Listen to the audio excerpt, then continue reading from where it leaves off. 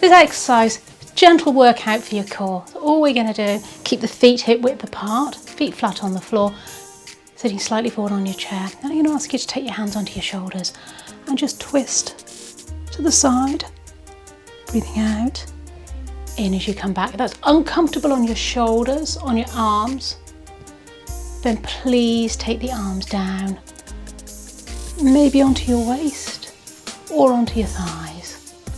I'm going to keep my neck because it makes it a little bit easier for you to see what I'm doing. All the movement is coming from the waist. Breathing out as you twist, in as you come back. And this shouldn't be painful. You're just going to go as far as is comfortable for you.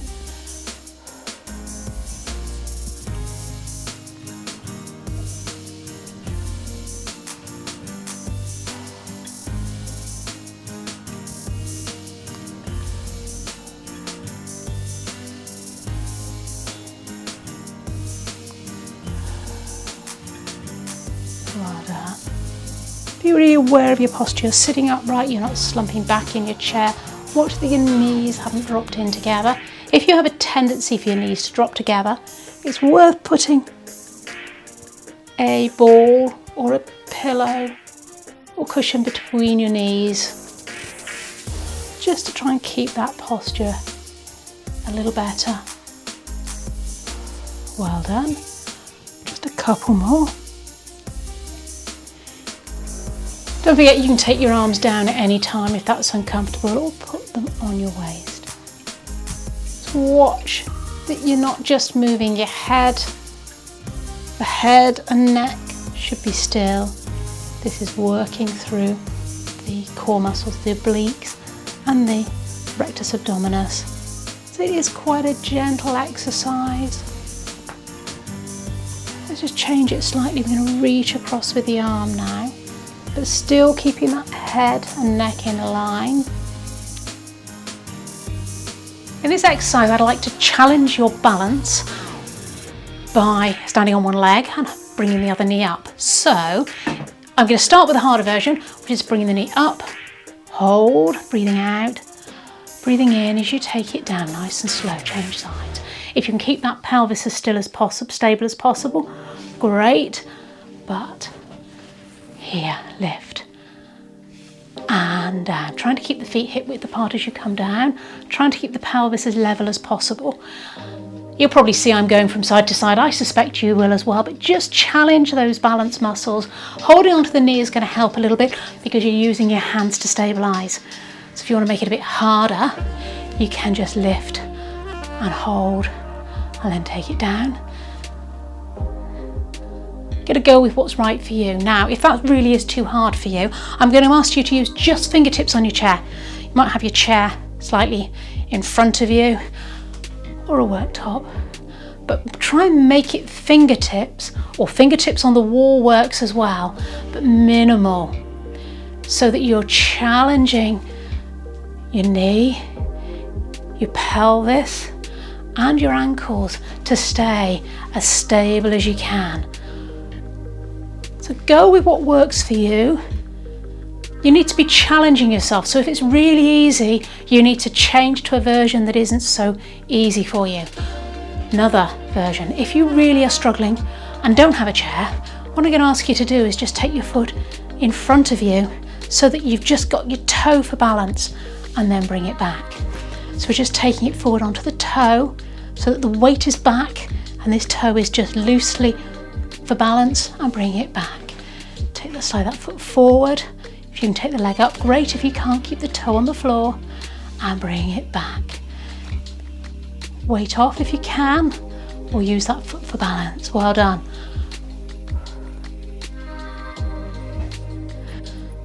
This exercise is heel raises, which works the calf muscle. You're going to start with your feet hip width apart. So not shoulder width apart, hip width apart. Thinking about where the position of your pelvis is, that you're not sticking your bottom out or under, shoulder, chin. So hold of your body in your best posture you can. And all we're going to do is raise up slowly onto the balls of the feet and back down again. So if you need the support of a chair, that's fine. And it's both feet together. And you're only going to come up as high as you comfortably can without your ankles wobbling. Hold it towards the top and control it back down. For some people, that's the hard part, controlling it back down. Now, I'm standing on double mats here, so I'm challenging myself just that little bit more. If you've got a really thick carpet or fitness mat that you're standing on and you're struggling, maybe move on to a hard floor. If you're doing it on a hard floor and finding it really easy, then please challenge yourself, take it a little bit higher.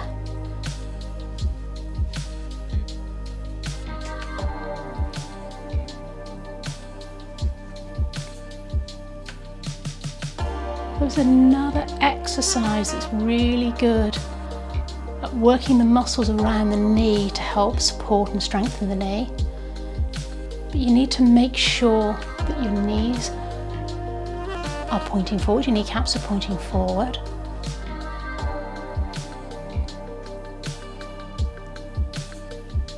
And that your knees aren't, you aren't knocking them in, that you've got that little bit of gap between your knees.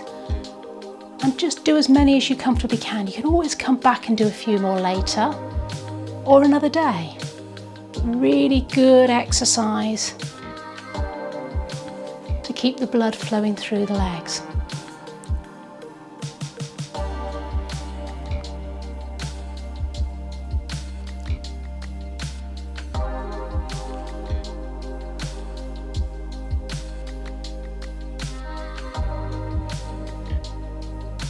Well done. Let us shake out. Feet hip width apart, sitting upright, feet flat on the floor. What we're going to ask you to do this time, you're going to bring one knee up and you're going to bring the opposite elbow towards that knee. So make it the upper body that's twisting, breathing out. Don't worry if you can't touch. So if you're only doing that, that's fine. Just bring the elbow towards, feeling that through the side of the body. You don't have to take the arms above the head either. You can just take them in front of you, but keep those legs coming straight. We're not twisting the legs across the body. We're twisting the body to take the elbow towards the knee. Now, if you can touch, great. If you can take the arms all the way up to the sky, great. Depends how fit you are, how old you are. If you're doing this because you've got an ankle injury, you might want to take the arms up. The slower you do it, actually the harder it is. So if you're finding it too easy, really slow that down. Again, you don't have to touch. You can keep it here. You can keep it here. Think of taking the shoulder and elbow towards the opposite knee. A couple more if you can. You should be really feeling that in the side of the body now. Harder. You're going to take the arms up and crunch, up and crunch, up and crunch. One more each side. You're doing great. Well done. And rest. Next exercise is seated ankle pumps. Blocks on the floor are only so you can see my feet. They tend to disappear into the floor without them. So you're sitting nice and tall. Think about your upper body posture. Feet are hip width apart. If you're unsure, feet together, toes out, heels out. Feet should be pointing forward. Gap between the knees. Knees directly above the ankles. And all we're going to do is you breathe it out. You're going to lift the feet, the toes up, keeping the heels on the floor. And you're going to return on the in-breath. Breathing out. Breathing in, breathing out. Just lifting them as high as you comfortably can, trying to get them a little bit higher if you can. And be aware of your upper body posture. So head is looking forward, so you should be looking directly at me. You can hold the chair for support, but really be aware that your shoulders are relaxed, that your knees aren't dropping in. Really good, this one. If you find that you're tripping over things and shuffling your feet, it's going to help strengthen those muscles in the shins. Quite intense actually for something that looks so simple. Breathing out as you lift up, in as you come down. Keep that breath going.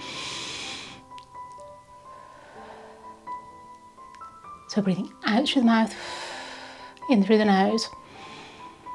Trying to keep that breath nice and deep into the rib cage. You're not breathing shallowly. If you put your hands on your shoulders, they shouldn't move as you breathe. So think of taking that breath into the back of the rib cage. 2 more if you can, but as always, if you've had enough now, stop. You can always come back and do this again later or another day. Well done. We'll give it a little bit of a shake out. Right, sitting slightly forward in your chair, feet on the ground, hip width apart, centre of the hips, centre of the knees, centre of the ankles. Try and keep your back upright and hold the chair for support. We're going to do a seated leg raise, which is going to work your thigh muscles, or your quadriceps. Sliding your right and left heel forward, so you need to make sure you're well balanced on your chair. And you're going to breathe in, and as you breathe out, you're going to lift that leg as high as you comfortably can and hold. Keep breathing. 2, 3, 4, and down. Rest. 3, 4, and lift. 2, 3, 4, and down. And lift. So alternating legs. Really be aware of your posture here. Doesn't matter how high you lift the leg. So if you're only lifting it an inch and that's hard work for you, that's fine too. If you can get it up in line with the hips or just under, that's even better.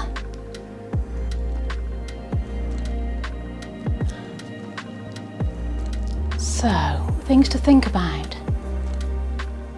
are your knees still pointing to the sky, or have you turned your foot out to the side? So have a quick look. Is your posture still in a good position? Breathing out, keep breathing. That's another thing that often happens with these exercises. You hold your breath, not a good idea. So it doesn't matter quite how high you lift it, as long as you feel you're working. And if you've had enough, make sure it's even on both sides, particularly if you've got knee pain in one knee. You need to make sure that you're doing as many in that one as the other. We really want to try and keep the body in balance. And down. Watch you're not leaning back. We're trying to sit upright, trying to keep those feet hip width apart and really feeling it here. If you've had enough, feel free to stop now. We're looking to do 10 to 15 on each leg. But you don't have to do that all in one go.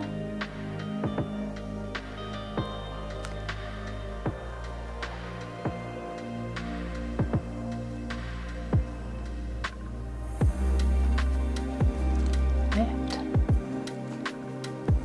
For those of you that don't normally do chair Pilates with me, surprising quite how hard it is. Works this leg muscle quite hard, and we're just sitting down. Okay, we're not just sitting down, we're sitting down and working our muscles quite hard. Well done. So just be aware again of your posture. Get those shoulders nicely relaxed down. You're not scrunching them up. Holding onto your chair for balance. Are you breathing in through the nose and out through the mouth? Try and control the leg down as well as lifting it up. I'm going to do one more each side if you can. I've totally lost count.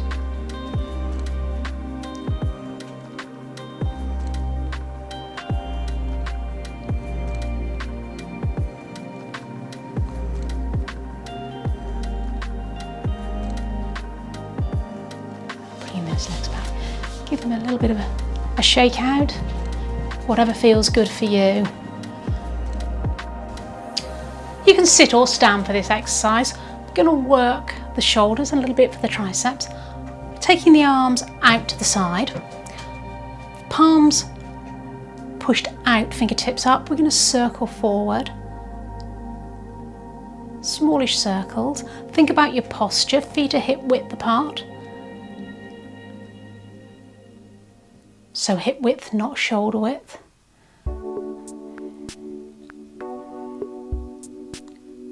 If it gets too much, by all means, take those hands down and rest and try and join back in when you can. Let's take it back in the other direction.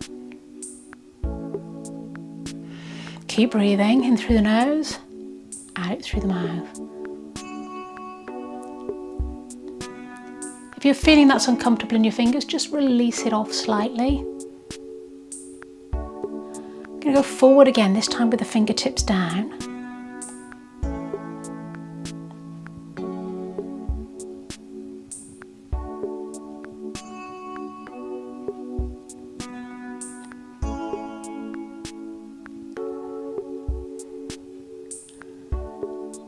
And back if you've got enough strength in your shoulders to do this.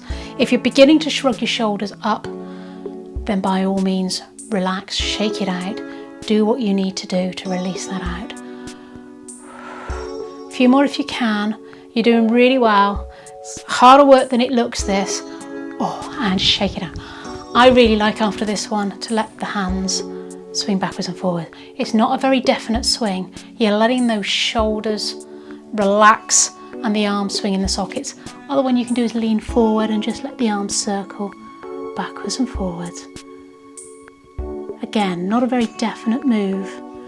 Release, shake it out. Let's have a little quick shoulder stretch. Taking the hand onto the other shoulder, let it slide. You just push against the fleshy part of the arm. Turn that way, see, the hand is sliding over the top. Doesn't have to go very far, just until you feel the stretch in the shoulder. And release. I'm going to take it to the other side. Other arm comes up. Place it on the shoulder, let it slide as you push. Doesn't matter which arm you did first, as long as you feel that stretch in the shoulders. Great work.